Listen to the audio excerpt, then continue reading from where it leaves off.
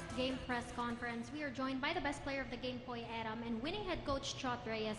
Coach, congratulations on clinching the top spot sa Pool A. We are now moving over to the playoffs. Any adjustments for TNT, areas of improvement, and of course preparations para sa playoffs? Yeah, we've been working on our offense lately, the past couple of practices, and you see how much we struggled in our previous game. We didn't even score 80 points against Terra Firma, and so we had to go back and take a look at what we were doing and what we could do to improve.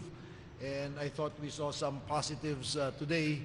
To be able to score better even without Ronde. So I think that's number one. Our offensive efficiency has to pick up for the playoffs, while at the same time keeping our defensive intensity.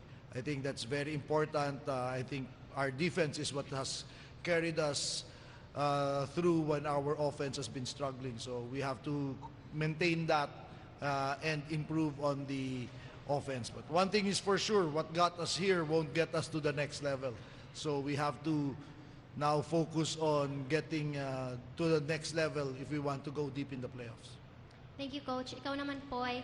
The team played without Ronde today, and then si Calvin naman exited early nung first quarter because he needed stitches sa kanyang lip. Gaano kalaki yung responsibilidad na napunta sa'yo in leading your team, and what can you say about your teammates stepping up to get that win? Unang-una, pasalamat sa Panginoon sa panalo. Pangalawa, syempre, yung tiwala ni Coach sa akin. Even though may mga mali ako early sa game namin kanina, minimake sure niya na talagang mag-start pa rin sa akin yung offense. Lagi niya sinasabi sa akin na yun. So, dahil doon tumaas yung kumpiyansa ko. And then sa mga teammates ko din, give credits to them kasi sila rin yung nag-lift up sa akin. Kaya ganito, kaya maganda yung laro ko, maganda yung laro ng buong team. And then, syempre, hindi lang naman to one-man show. Hindi lang naman na down si Calvin or wala si Ronde. Laging sinasabi ni Coach, next man up mentality. So, nandito ka sa team, you're here for a reason. That's why every time na may injured, may mangyayari, or kakasakit man, yung mentality namin, next man up. Everybody in our team is always ready to perform when their name is called. So, yun.